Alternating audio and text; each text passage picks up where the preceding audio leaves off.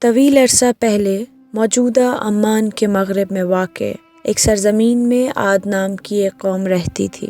یہ ایک طاقتور قوم تھی۔ کہا جاتا ہے کہ وہ آج کے عام انسان سے کہیں زیادہ جسیم اور دراز قامت تھے۔ ایک عام آدمی اتنا طاقتور ہوتا تھا کہ زمین پر پاؤں مارتا تو زمین دھنس جاتی تھی۔ جسمانی قوت کے علاوہ اللہ تبارک و تعالیٰ نے انہیں معماری کا ہنر بھی عطا کیا تھا۔ وہ بڑی بڑی عمارتیں تعمیر کرنے والی پہلی قوم تھی جنہیں مضبوط ستونوں سے مستحکم کیا جاتا تھا۔ ان کے ہنر کی بدولت انہیں ذات العماد یعنی ستونوں والی قوم کے نام سے پکارا جاتا تھا۔ عاد کا تعلق حضرت نوح علیہ السلام کی نسل سے تھا۔ وہ ان کے فرزند حضرت سام علیہ السلام کی اولاد میں سے تھے۔ حضرت نوح کے وصال کو سینکڑوں سال گزر چکے تھے اور لوگ ان کے لائے ہوئے پیغام کو فراموش کر چکے تھے۔ اب قوم عاد بتوں کی پوجا کرتی تھی اور ہر ممکنہ برائی میں ملوث تھی۔ اس قوم میں ایک بچہ چہرے پر الوہی نور لیے پیدا ہوا۔ اس کے والدین نے اس کا نام ہود رکھا۔ بلوغت حاصل کرنے سے پہلے ہود علیہ السلام ہمیشہ بتوں کی پوجا اور ان کی بدکاریوں سے احتراز کرتے رہے جو ان کی قوم کے طرز حیات کی حیثیت رکھتی تھی۔ وہ ایک وجیح الشکل نوجوان نکلے۔ وہ اپنی قوم کو عارضی دنیاوی زندگی کے لذائذ کی خاطر ابدی و آخری زندگی کو برباد کرتے ہوئے دیکھتے۔ اس سے انہیں بے حد تکلیف ہوتی، لیکن انہیں معلوم نہ تھا کہ حالات بدلنے کے لیے کیا کیا جانا چاہیے۔ پھر ایک روز اللہ کے مقرب فرشتے حضرت جبرائیل علیہ السلام اللہ کا پیغام لے کر ان کے پاس آئے۔ حضرت ہود علیہ السلام کو اللہ کا پیغمبر مابعوث کیا گیا اور انہیں عاد کو اللہ کے دین پر لانے کا فریضہ سونپا گیا۔ اب حضرت ہود علیہ السلام کے پاس ایک مقصد حیات تھا۔ انہوں نے اپنی قوم اور آس پاس کے قصبوں اور دیہاتوں میں بسنے والے لوگوں میں تبلیغ شروع کر دی۔ انہوں نے لوگوں کو تلقین کی کہ وہ بتوں کی پوجا چھوڑ دیں اور صرف خدائے واحد کی پرستش کریں۔ زیادہ تر لوگوں نے ان کی بات سننے سے انکار کر دیا۔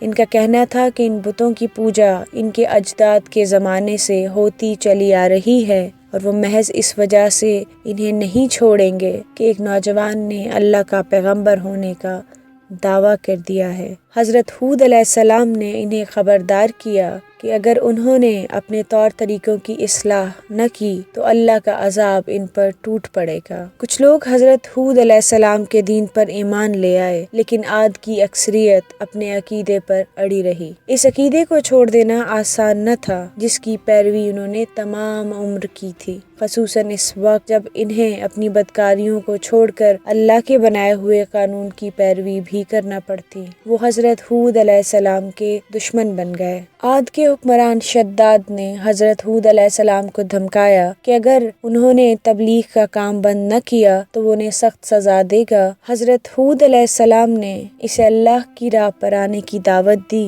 اور وعدہ کیا کہ اگر وہ اللہ کے دین پر ایمان لے آئے تو اسے اگلے جہان میں جنت نصیب ہوگی۔ حضرت ہود علیہ السلام کی نصیحت پر کان دھرنے کی بجائے شداد نے دعویٰ کیا کہ وہ زمین پر ہی جنت تعمیر کر سکتا ہے، لہٰذا اس نے اللہ کی جنت کا مقابلہ کرنے کے لیے زمین پر ایک جگہ بنوائی اور اسے باغ ارم کا نام دیا۔ اس کے تکبر اور سرکشی کی سزا کے طور پر اللہ نے زمین کو حکم دیا کہ وہ باغ کو نگل جائے۔ زمین شک ہوئی اور باغ ہمیشہ کے لیے دفن ہو گیا۔ اس پر بھی شداد کی آنکھیں نہ کھلیں، وہ پہلے سے زیادہ سرکش ہو گیا اور حضرت ہود علیہ السلام کی جان لینے کے منصوبے باندھنے لگا۔ اس کی قوم کے کافر اس کی حمایت پر کمر بستہ ہو گئے۔ جب حضرت ہود علیہ السلام کو ان کے ارادوں کی بھنک پڑی تو آپ نے اللہ سے دعا کر کے سرکشوں کو سزا دینے کی درخواست کی۔ اللہ نے آپ کی دعا قبول فرمائی۔ عاد پر بارش برسنا بند ہو گئی۔ ایک خوفناک خشک سالی نے انہیں آ لیا۔ ان کے چشمے اور کنویں سوکھ گئے اور ان کی فصلیں برباد ہو گئیں، لیکن وہ اپنی غلط کاریوں پر اڑے رہے۔ اللہ تبارک و تعالیٰ نے فیصلہ کر لیا کہ ان کا وقت اب ختم ہو جانا چاہیے، کیونکہ ان لوگوں نے نجات کا ہر دروازہ اپنے ہاتھوں سے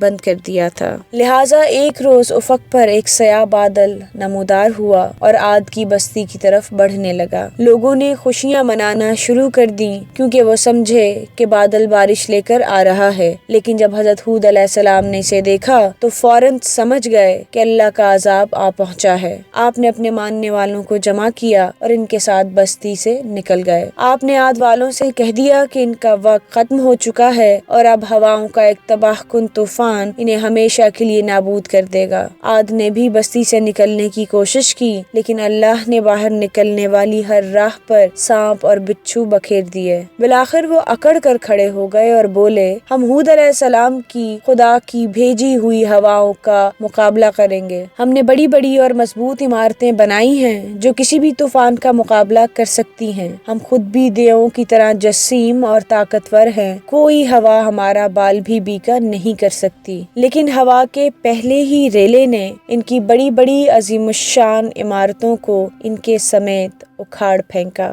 سنگلاخ ستون ماچس کی تیلیوں کی طرح بکھر گئے۔ دیو قامت لوگ خشک پتوں کی طرح ہوا میں اڑتے ہوئے گھومنے لگے اور پھر آلووں کی بوریوں کی طرح زمین پر پٹخ دیے گئے۔ عاد کی بستی کا ہر حصہ پاش پاش ہو گیا۔ جب ہوائیں دور ہوئیں تو عاد کے بت پرست اکھڑے درختوں کی طرح جا بجا بکھرے پڑے تھے ان عمارتوں کے ملبے کے درمیان جن پر انہیں بہت فخر تھا۔ اللہ نہایت مہربان اور تحمل والا ہے، لیکن جب کوئی مسلسل سرکشی کرتا رہے تو اس کا عذاب اسے صفائے ہستی سے یوں مٹا دیتا ہے جیسے وہ کبھی تھا ہی نہیں۔ قوم عاد اور اللہ کے سامنے مستقل سرکشی اور اس کے احکامات کی سرتابی کر کے عذاب کو دعوت دینے والی دیگر کئی اقوام کا یہی انجام ہوا۔